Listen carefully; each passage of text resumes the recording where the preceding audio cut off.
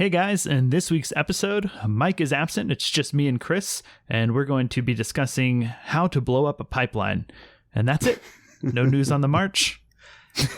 But not the movie. We're just talking about how to blow up a pipeline. Oh, there's a movie? Uh-oh.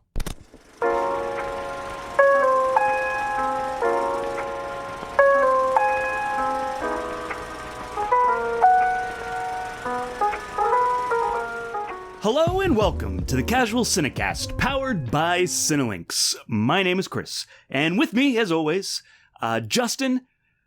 How many lists are we on now that we watch this movie? How to blow up a pipeline, that is. Well, I'm already on 3. So before you watch this movie? Yeah. What lists were they? Most awesome person ever. Okay. That's the one I know about. Okay. The other ones were secret. Yeah, I don't know. They I don't know. I always get stopped at the airport and events to get checked, to get the extra security check. So I think I'm on some sort of list, obviously. That's weird. I never get stopped. Interesting. I don't know what the difference could be. I don't know. Probably most listeners don't either, because we don't do a video version of this, so we're all audio. But they can Google. Voices. They can figure it out. Yeah. How are you, Chris? I'm good. How are you doing? Which I guess we already covered, but go ahead. I'm good. I'm excited to get this out of the way, because the Women's World Cup starts. It started in the early hours this morning, I think at 2 a.m. because it's in Australia and New Zealand, so the time difference makes the games a super weird time here. But I'm going to watch my first game to watch as soon as we're done recording. Is it the USA? And when does the USA play? Well, as at the time of recording this, which is on a Thursday night, they play on a Friday night, I think at 9 o'clock or 8 o'clock or something like that. What's the first game you're going to watch? It's Canada. I can't remember who they're playing, but Canada is another strong women's team that's usually pretty good, pretty fun to watch. So, all right, real quick, it's exciting. I don't want to get bogged down. What are your top 5? Who are you rooting for? Obviously, USA. Always root for them, and sure. they would win. This would be their 3rd World Cup in a row to win if they win the whole thing. Is that possible? You think? Oh, well, it's definitely possible. We're usually the favorites. The rest of the world is kind of catching up as women's soccer has become more and more popular over the past decade. Okay. And there's been more and more money and funding put towards developing women's soccer. And so there's been a lot more leveling of the playing field, because USA kind of dominated and had it pretty good for a while. Sure. But now everyone's catching up, and some would say they've caught up. But I think we still have a really good chance. But I like the England's women's national team is really good. Brazil is always really fun to watch. And then Sweden and Spain are also coming along, getting really good. So Japan used to be really good, but I don't think they've been that great in a while. But they used to be really fun. So I would love to see them come back, Yeah, that'd be awesome. Do you know my parents lived in Brazil for a while? So no, they did, and so I grew up with a bunch of Brazilian stuff all around the house. So I always feel I didn't live in Brazil, but I always felt like Brazil was this place. I always root for them, if that makes sense. Yeah. So I'm rooting for Brazil. You let me know how they do. I will. We'll do weekly updates to annoy Mike when he's back on the show. Yes, I'm sure he'll love that. Weekly segments. Yeah. All right. Well, if this is your first time listening, normally we don't ever talk about sports because Mike is on here. But while and it's a movie podcast, so yeah, and it's a film podcast, yeah. But while Mike is away, the mice will play. But yes, we normally like to start off every episode in a section called News on the March, where we talk about the film and TV that we've been watching or any major news that's important. But there is no news on the march today. Shorter episode. We're just going to do our usual feature movie review. And this week we are discussing the film How to Blow Up a Pipeline. Yeah, and when we're not blowing up pipelines on the podcast, what we do, we have this other segment of our podcast, we do a Casually Criterion episodes. And the way we do that is each of us, there's three of us, we each pick a movie under some kind of theme, like Martin Scorsese or, like female directors, under some kind of theme. We each pick a movie, we put it out onto the interwebs, usually Twitter, and we're still doing Twitter, but we'll see, who knows how long that'll last. But, and then we let you guys decide. So make sure you get your Blue Sky accounts going so that when we switch to Blue Sky, you guys can also vote on that. But we also have... So, yeah, we let you guys decide. What is our next episode? Oh, it's going to be... We just did one on La Dolce Vita. Being a few months... Or like a month ago. And we're about to do one on Mishima, A Life in 5 chapters or 4 chapters? 4 chapters. 4 chapters, yes. Yeah. All right. Where can we go to vote on that, Justin? Well, I think you covered it. You kind of covered it, but our Twitter handle is @casualcinecast, so that is the best place to follow us, so you can vote in our polls, help us pick what Criterion movie we're going to review next. You can also email us at casualcinemedia@gmail.com. I guess if you email us a vote, we'll count it. Sure, yeah. But mostly stick to the Twitter. But you can also email us questions about the movies you're reviewing. And of course, if you haven't done so already, you like the show, you want to help other people find it, or just let us know you're enjoying it. Give us a review, give us a like on whatever platform that you're listening to podcasts on. And with that, oh no, not News on the March. Not doing that. So our feature review. You ready to talk about How to Blow Up a Pipeline? I sure am. All right, let's go.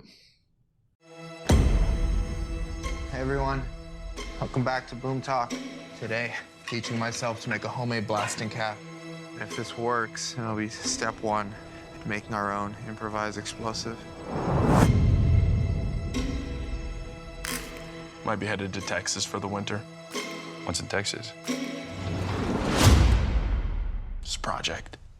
What kind of project? Try to stop the pipeline from being built on my property. Poisons the air, water. Damn, this place is sick. You guys cooking meth in here? You ready to start working? We have to show how vulnerable the oil industry is by hitting something big. Michael, what do you think the odds are we blow ourselves up?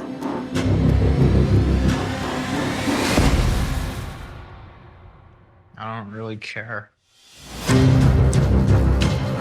We could blow the pipe at the hilltop, keep the oil from leaking.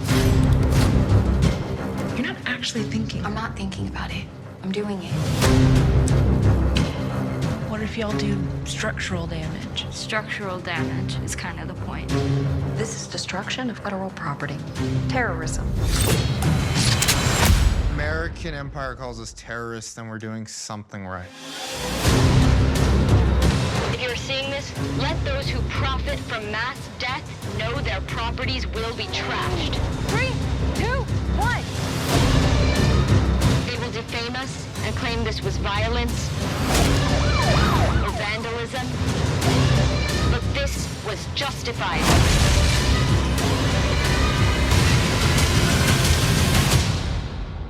This was an act of self-defense.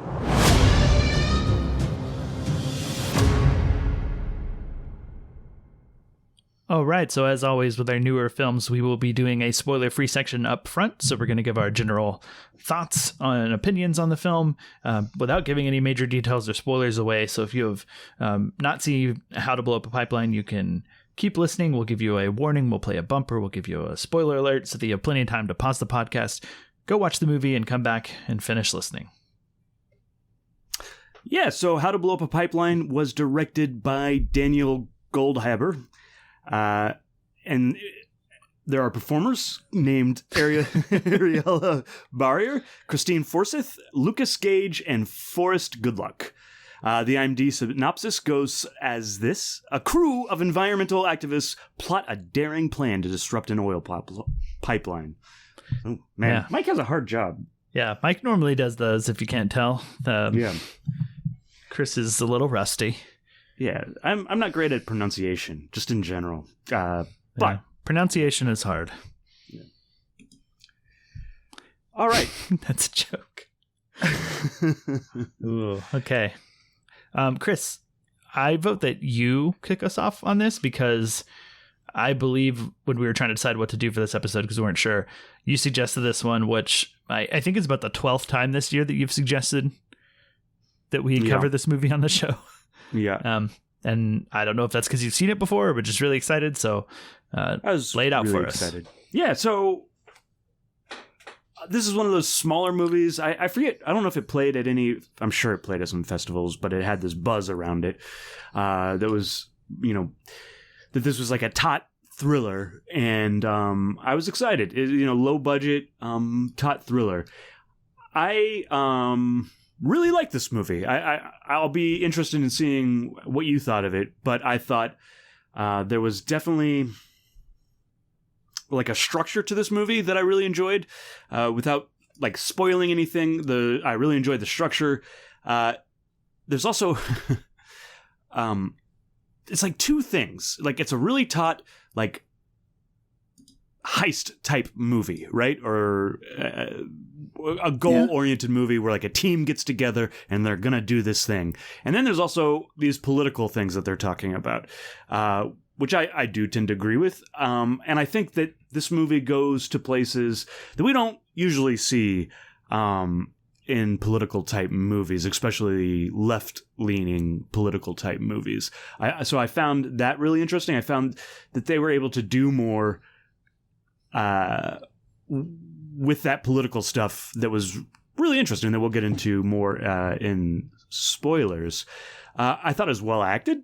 As a group of actors that I am not exactly familiar with, maybe one or two of them I've seen before on different things, which I think adds to, like, if all these were stars, I don't think I would be able to invest in them as easily, especially with this kind of story. So, yeah, I really enjoyed this. I'm glad that I finally got to watch it. Not that I needed the podcast to watch it, but sometimes having an excuse to watch something is all the reason I need. So, yes. I really enjoyed this movie. What did you think, Justin? Yeah, so first off, when you kept suggesting this movie, I thought it was a documentary because I just didn't look up anything about it. Sure. And I was like, okay, this is going to be some sort of documentary about the pipelines and activism and stuff. But to my surprise, it was a narrative film. And how many minutes into the film did you realize that? 2?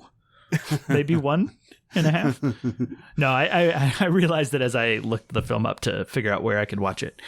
Yeah. But yeah, I think this is a movie that I'm sure will be divisive, but depending on how you lean politically. Sure. Outside of that, if you enjoy indie films, if you like the lower budget sort of thing, not that I would say that this is low budget. It's just not, as you said, there's not any like big actors in it. It's not like Ocean's 11, but blowing up a pipeline.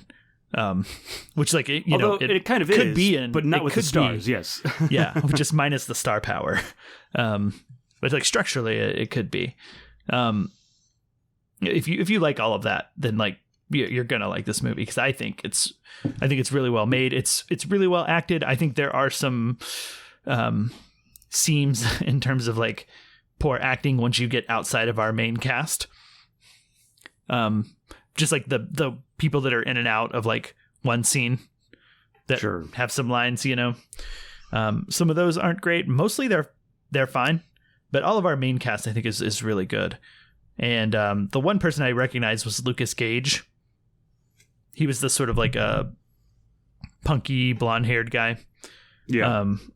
But yeah, I recognize him from the first season of White Lotus. Okay. He has a small part in that. He's not one of like the main people, but otherwise I didn't really recognize anybody, which to your point was really good. And that's one of my favorite things about going through these like indie lesser known movies is like sometimes it's so much easier to get lost, like with a star in like Ocean's 11 situation. It becomes about the star power being like cool and seeing what they're doing, and you know what I mean? Like it becomes about them and not the act. And this just stays really focused, I think, on the reasons that they're doing things, like the emotions, the whys of like what's happening. It doesn't get obscured at all. And I mean, I think it's really suspenseful too. You know, it's got some of that same sort of tension to me that like comes with like any sort of bomb movie, but you know, that Hurt Locker sort of edge of your seat suspense that like, I don't know, you almost want to like turn the volume down when you think something loud's going to happen. Sure. And, like, yeah. like, I don't want to be I heard this compared scared. to Sorcerer, you know, like that kind of white knuckle edge of your seat kind Sorcerer. of thing. That's the remake of like Wages of Fear, right? Yeah. Wages of Fear is the other one. I couldn't think of the name, but Yeah, it is that like, you know, Wages of Fear. We've got a trucks full of nitroglycerin and the heat that if we drive too poorly and make it bumpy, it will explode and kill us all. Sure. Yeah. There's elements of that for sure. But I mean, it's really well made. It's got a cool, some nonlinear structure going on that keeps things, you know, ordered in an interesting way and allows details to unfold. You know, you see a lot of like how the people got to where they are in flashbacks, and the way those unfold make it really interesting. Kept me engaged. It's not a long movie, but I was never bored. Sure, I think it works really well.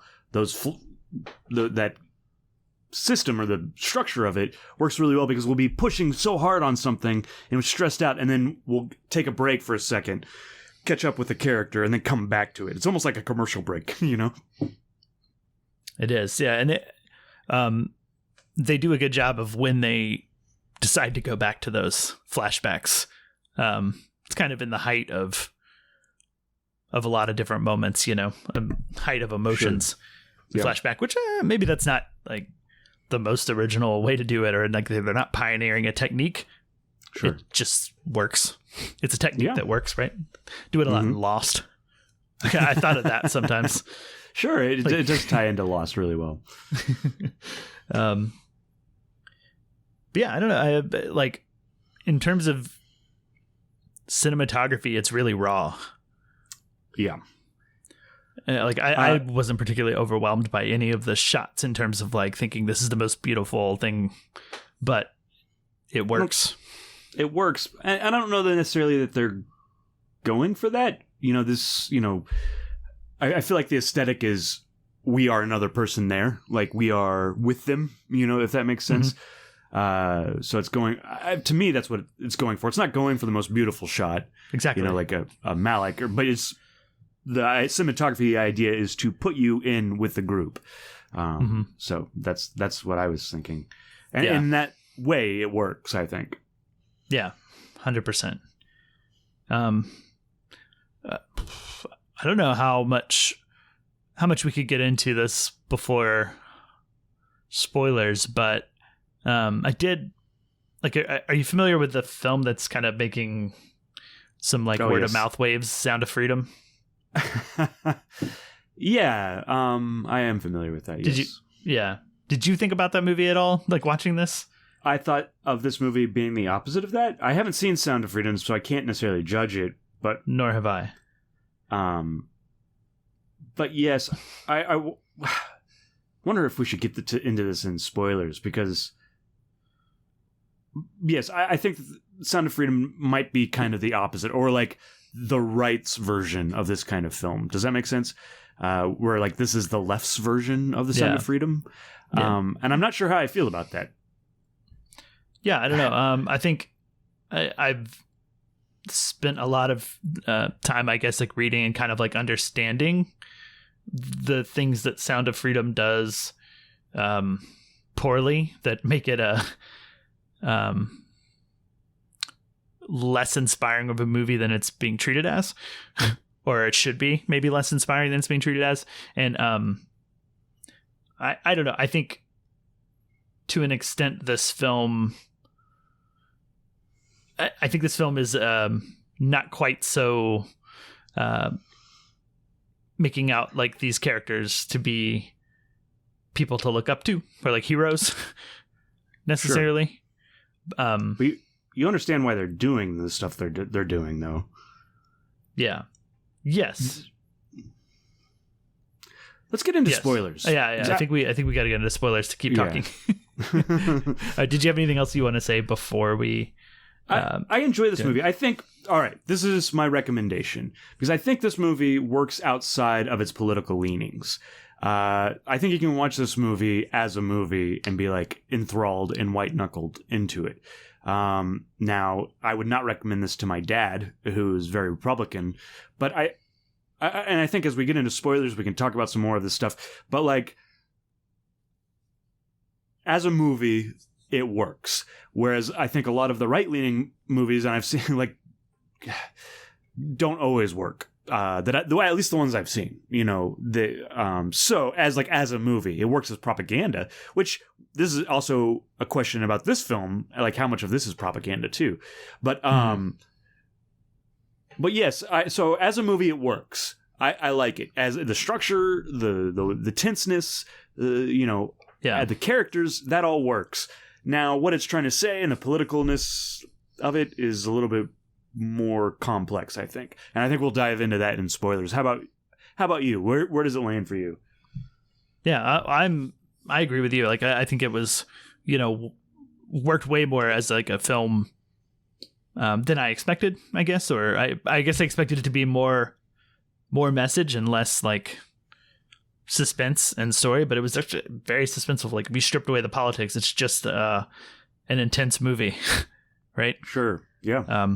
With you put any reason in there, and it's a tense movie. Yeah, like it doesn't matter what reason. Yeah. How to blow up I don't know, whatever, a prison, an abortion clinic.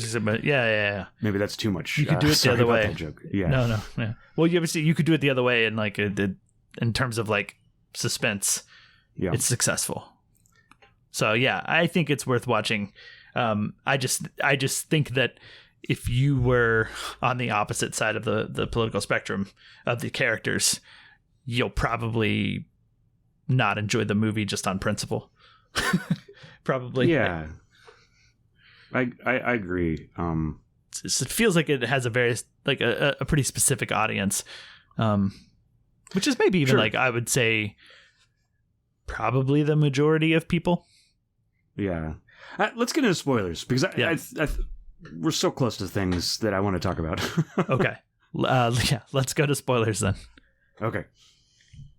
All right. Clap in 3, 2, 1.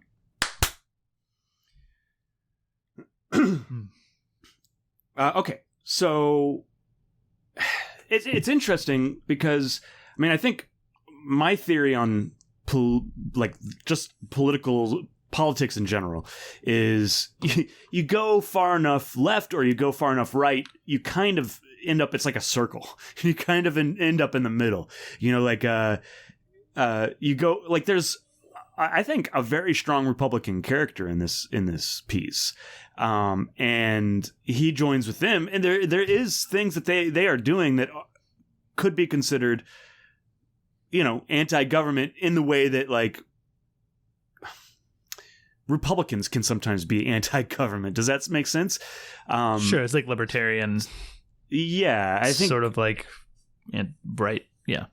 Yeah, there's a Republican / Christian in this, and they don't make fun of his religion. He is just as valid for being there as any of the other ones. I think. Now, he doesn't necessarily share all the same views, but he has just as many valid reasons to be there as they do. Yeah. I think that's one way the movie does try to not be quite so like one-sided politically, is that like through all the characters, I mean it's a diverse group of characters we have here. Sure. Yeah. Pretty much everybody's represented just about, and so you do have both somebody that if you didn't know, you would assume that they're Christian conservative, and I think that he's not even blowing up. So the main chunk of the people in this group are blowing it up because they are afraid of climate change, right? and they want to affect change in the oil, right? I don't even know that he's blowing it up for that reason. You know, like, I think he's blowing it up because it's on his land, and it does poison the general area that they're in, you know, so like it's not good for his town. So I don't even know that he's blowing it up for the climate change reasons that everybody else is. So that's true. I do find that interesting. I do have it is interesting. So the thing I like about this movie a lot is that it's you know, a lot of times when you watch these movies, we see it and they do too much. They kill somebody. Or they kill each other. You know, they don't succeed. It's not hopeful. The ending of this is hopeful. You know, like they succeed. There are like people that go to jail, but they know that they're going to jail. That was the whole point. It's part of the plan. Yeah. And we don't. I'm not even sure I've ever seen a movie like that, to be honest. Maybe I have. It just seems revolutionary in that way to me. I mean, I've seen movies, I guess, where part of the plan is to get caught at some point, but eventually the end plan is that they've escape or something. Although maybe I'm trying to remember if like Ocean's 11, because I know George Clooney goes to jail for a while at the end, but I can't remember if he just gets caught or if that's part of the plan. But yes, like the two characters, two of the main ones, Sochi and Theo. I think so. Their plan is to get caught, and they know they're going to jail for a long time. And it's not about, well, how do we get out of jail? It's about we go to jail and we make martyrs. that sacrifice, to inspire others. Yeah, and Sochi is, you know, she's dying of cancer anyways, so she gets... I think Theo's dying of cancer. Oh, Theo? Oh, yeah, Sochi is the other one. I'm sorry. Yeah. I mixed it up. So she's the one with like the short bangs. Theo has the long braids. Braids, yeah. And has the leukemia from growing up near a refinery. Sure.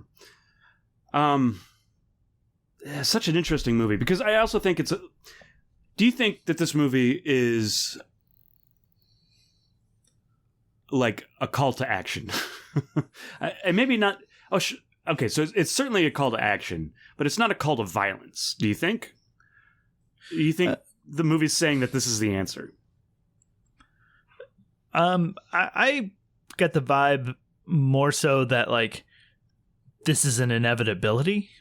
Yeah, that makes sense. If there's no, if we don't do things otherwise, to do anything else, yeah. Because I think there are some conversations of, you know, I think it's towards the beginning, one of the first flashbacks we see. It's like an environmental group trying to enact change. They're trying to do stuff, but they're like, oh, it's a slow moving system and it's changed. That's what we got to do. We got to, you know, make incremental small changes over time. And then like, yeah. And then by then it's too late. So that was my thought, versus not so much as like a call to action as like a warning, as like, if there is nothing done, like this will be the only solution. And I mean, we may be at that point already. Yeah. Do you think a movie like this is dangerous? I mean, sure. A lot of things are dangerous, you know, and with the wrong person seeing them, right? Yeah. Like, I think most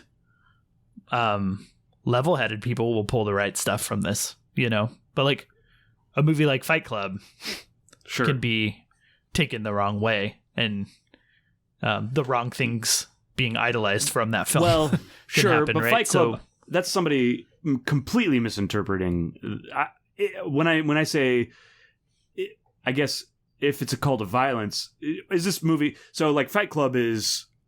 That's the opposite of what Fight Club is trying to say, like beat each other up. That's not the idea of Fight Club, right? Mm-hmm. And people that think that are missing the whole point altogether. Now, if you get the point to this, is it dangerous in that way? Sure. Because it's a call to action and call to violence. You know, like by getting the point, and if you, I think we're two level-headed people, and we're not going to obviously go blow up a pipeline. I'm concerned about climate change. but I live in Texas, so I don't hear it as much as anybody else. You know, like and probably like in Portland, I would. You know, right? Yeah, I mean, I think the potential is there, and I think that the filmmakers are probably fine with that. That's probably true too. So, but then I guess the question would be, is this dangerous in the same way that we think that Sound of Freedom is dangerous? I don't know. That gets tricky, right? Because I think you probably have a lot more people with like better, not better, I guess, but like people who are on the side of like oil and refinery and think that we don't have to worry about climate change. Like, some ways that's like an easier logic to get to than like people who would be on the side of child traffickers. Yeah, I guess I'm against child traffickers too, but yeah. I mean, that's easy, right? And it was like Sound of Freedom, right? Like the big complaint about that is that like that it actively harms people trying to fight child trafficking because it portrays a false narrative of what child trafficking is. So you're pushing people towards a very specific version of child trafficking and trying to fight that doesn't necessarily exist. Yeah. And you're hurting the real cause. And to me, that's that. I don't know. That's more dangerous, in my opinion, than this. I mean, I don't know. To me, this was like, I think this also does a pretty good job of like scaring me from ever wanting to like try something to this. Cause like I would never, I would be like, build a bomb myself. No, thank you. Yeah, I would not 100% blow myself up. Yeah, totally. I would too. You know, like, yeah, none of those things. I'd be the guy with or you know, she broke her leg. I would certainly be that person, but I wouldn't be driving around afterwards either. I'd be crying myself. I'd go to jail with everybody else because my leg was broken. But yeah, I don't know. Those are the things that I like. Kind of concerned me. I like this movie a lot, but this is why I like it even more, is because it kind of politically challenged me. Does that make sense? So, like, where do I draw the line? You know, like, why am I okay with this and not other things? You know, like, as a political statement, you know? Yeah. Yeah, I mean, I think it does come down to where you align politically, you know? Like I said, you know, and non-spoilers, is that, like, if you're not on the side of this, like, I think you would not like this movie. If you don't believe in climate change, like these characters would be the bad guys, right? Whereas, like, to an extent, from the word go, I am rooting for these people personally. I want them to succeed, and part of that is that their plan aims for no casualties, and minimal oil spillage. Like, they even factor in like how to do this and where like the least amount of oil gets spilled out into the land. Right? No damage, the least amount of damage done to the land and to people that they can possibly do. All the damage is done specifically to the oil companies. Yeah, and it's meticulously crafted to be that way, which you know makes it better, right? You're only hurting corporations, profits, government. Economically is essentially, because, you know, like in the short term, gas would go up, but they'd have to find other avenues. It'd make Elon Musk really rich, but yeah, I mean, I think in some ways, you know, this made me a little bit more sympathetic to people who are really moved and inspired by Sound of Freedom, right? Because like I hear that and kind of understand the problems with that movie, but if you think that child trafficking happens the way that it is portrayed in Sound of Freedom, and it's a real problem, then like watching that movie, I think would make you like emotional, and you'd be very, very invested. And I genuinely believe that climate change is a problem that we are edging closer to an irreversible like plunge off a cliff, or we've already started that. Sure. So that's just like my personal belief coming into it. Like I I would not do this, but in terms of watching like a narrative film, like I'm rooting for these characters to succeed. Yeah. If somebody were on the right had a podcast that didn't lean left like we do, and they were talking about Stand of Freedom, and they were comparing the two movies, they'd be like, well, climate change isn't real. You know, like, yeah, that makes sense. But we have to save the children. Yeah, but and I'm not trying to... I think beliefs are beliefs, whether they're wrong or not. You know, I don't want to hurt anybody because of their belief, you know. Now, it doesn't mean that your belief doesn't hurt other people, but yeah, anyways. Yeah, I mean, I do appreciate that like it is a tough movie to like fully be comfortable with, because even while rooting for them, you know, there's always that voice in the back of my head that's like, yeah, I do understand that this is like, this is crime. This is like, and it's not like easy crime. You know, there are like, I just watched the first 2 episodes of Justified City Primeval, and there's a criminal in that, and then there's like even a cop, you know, they do bad things, but they are so fucking cool to watch. You know, like, I don't care that they're doing bad things. Does that make sense? You know, like, but in this, the moral lines are much grayer. You know, like, I do care that they're doing, I guess, a crime, as you put it, you know? I don't know. It's interesting. Yeah. I guess it puts in my own mind, I guess, the question it asks of me is when would I make this decision?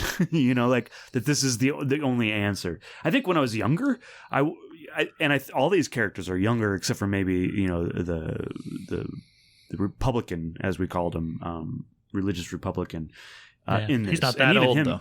Yeah, he's not that old. Is this a young, like, person's sport? Like, where you're like, fuck yeah, I'm going to change the world. You know, like, whereas, like, I'm just jaded, and I'm like, you're going to have to do more than blow up a pipeline to change the world, you know? I don't know. Yeah, true. What do you think? No, I mean, I think that's good. Is the movie a young person's dream, or is the intention of the movie to show young people doing it because that's when you have the, maybe not naivety isn't necessarily the right word, but like a mix of that and like invincibility. Yeah, you don't ever think you can get hurt, so yeah, or you're willing to sacrifice yourself like they do, like the 2 girls do in this movie. Whereas like I'd be like, I don't want to go to jail. I've seen enough. Yeah, I don't know. Like, as you get older, you get more complacent. Yeah, or with the way that life is, you know, and yeah, that's the harder thing. That's why I like. Do you want my extreme political opinion? Sure. Yeah, I mean, as long as anybody listening to this, you don't it's not dangerous or like violent. Please, I hope not. My extreme political opinion is that nobody over 50 should be allowed to hold office in the government. But I don't because know you just get complacent, that. right? Like you don't want anything to change. You know, that's my opinion. You're just too adverse to change, and like, well, this is the way things are, and new stuff scares me by the time you're 50, right, or over 50, and I just think we could use more freshness regularly than we have, which I think there's very few people holding office that are young. And I think we need more of that. It's extreme, and I understand that. Yeah, I don't think you're necessarily wrong. I do think there is a certain amount of wisdom that comes with age, depending on the person. Because we've recently had, but you're also right. Like, there might be complacency, you know, like where I don't know. Yeah, we don't have to go too much into like political opinions. That's just that has nothing to do with the movie. My extreme one that relates to your youthful, like, blissful ignorance about the world and like things that need to change, and just how that like dissipates as you get older. That's the only reason I bring it up, is for that. Huh. Not trying to start a movement. I have very few years before I turn 50, which is scary in of itself to think about, but I guess I have to run for office in your world. But Yeah, so you better get into office before I get before I get out there. All right, let's back to the movie. Yeah. So what else is there? I kind of did my concern trolling a little bit, like about its politics and stuff like that, and like from a certain point of view, this might be the same as Sound of Freedom, which I don't think it is. I don't think so either. I don't think these people are heroes in the end necessarily. They're not. They just believe in a cause. Yeah, I think Sound of Freedom ends with like a website and a QR code to donate money. Oh boy! Right? Yeah. This does not. I think this is like sort of like equal parts cautionary tale and equal parts At least with the ending, like I felt like there were people that like there wasn't necessarily the like look what they did and like this is amazing, and even like towards the end, those last shots during the credits where you see like people getting ready to like vandalize and like destroy yachts or whatever the heck they're doing. Oh yeah. Even then, I'm not sure that like that's like look what this inspired. Isn't this great? Whereas I haven't seen it, but I know Sound of Freedom like wants you to champion these characters that or these real people that the characters are based off of in that movie. Yeah. Sure. I also, I and we've already said this, but like, this movie works, like politics aside, and we've talked a lot about their politics, but,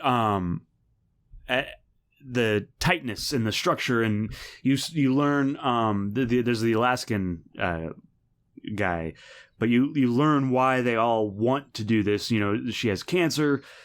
She got it from refineries. One girl's mom died from probably the same thing, I think.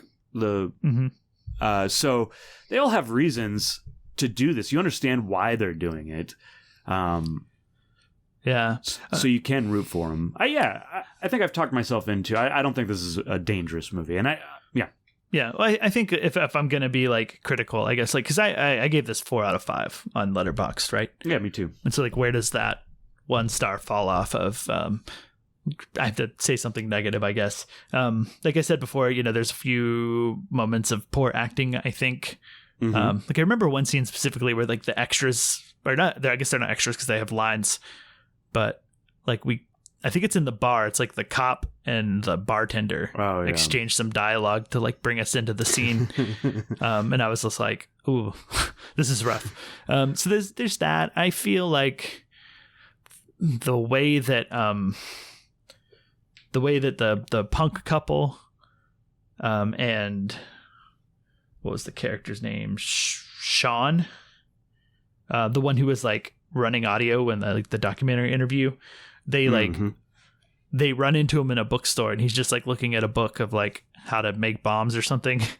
Sure. And they to me there was like a very quick rush to bring someone in on a project that probably needs to be really tight on who you bring in because you need it to work and you don't need people to know about it, Sure.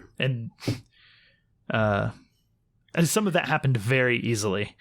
Most of it did not. Most of it I bought. I was like, okay, I get it. There was I listened to an interview with the director and then the actress. I think she also helped write it. How do you pronounce her name? Sochi? Yeah. And they talked about how those scenes were longer. Like the bookstore in particular, they said was longer because it was more about a debate about like, why are we doing these things? And also, the night where they get drunk and they're talking about being terrorists, that scene was longer.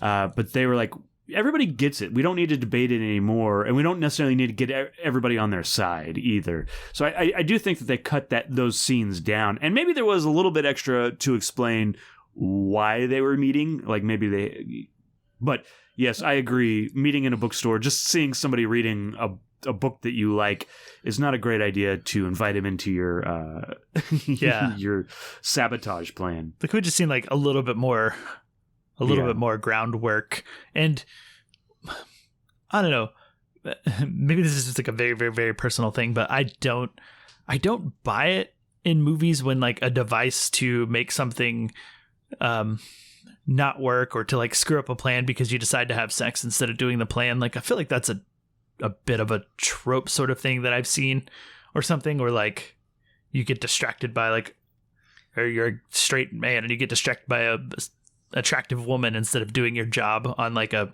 mission or a plan that's been thought out.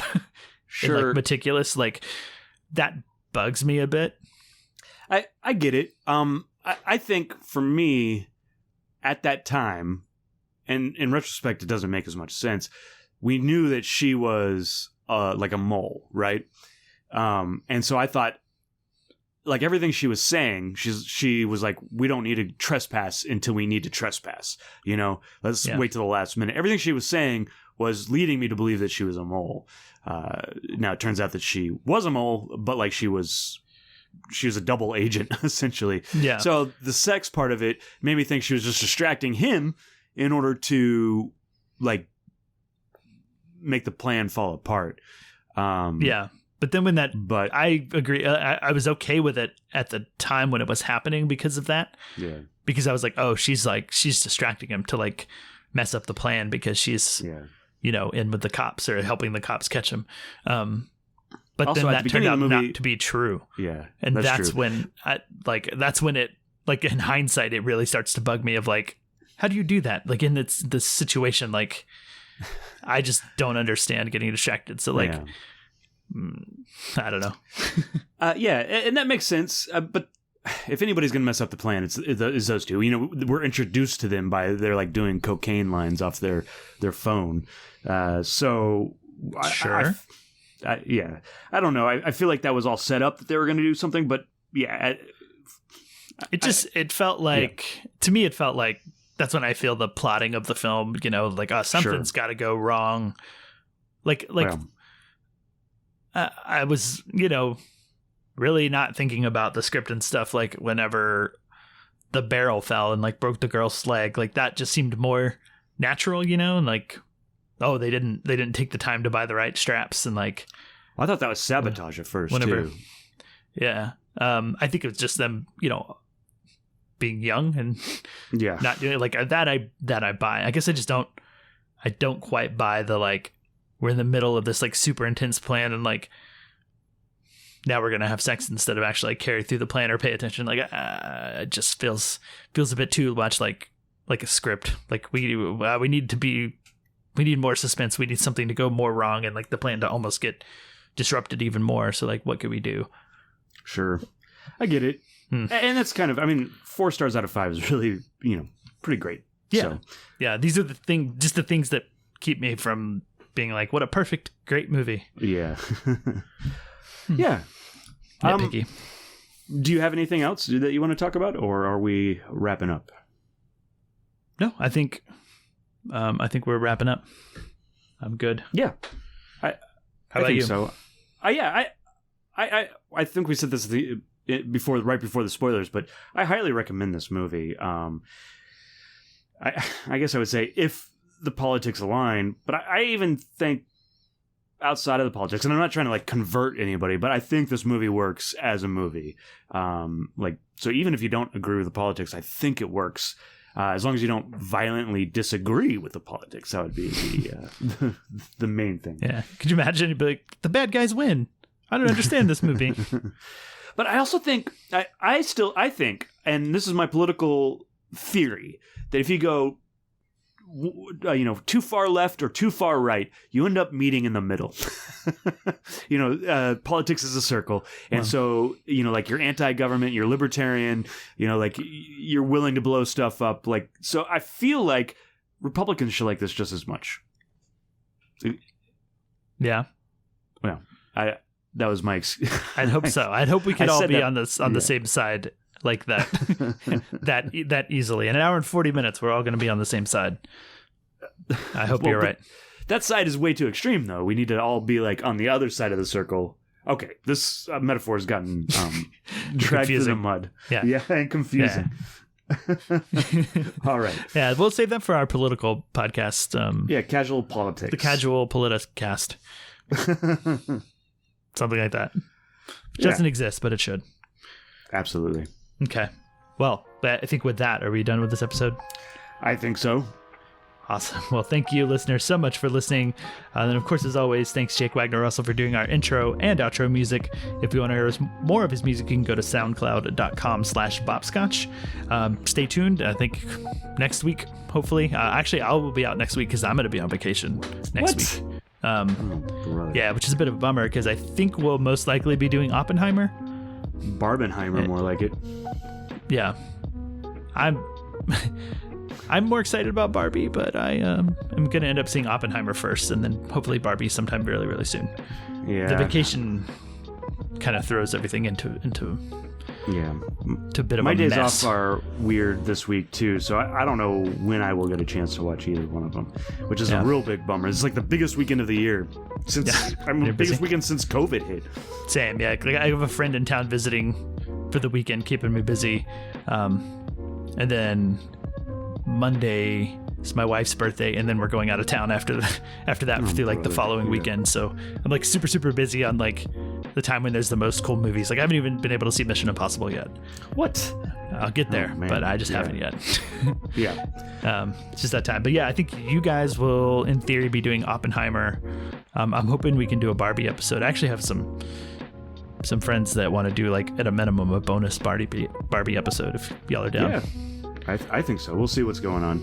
Anyways, thanks so much for listening, guys. Remember, politics is a flat circle, and we will see you next time. Bye.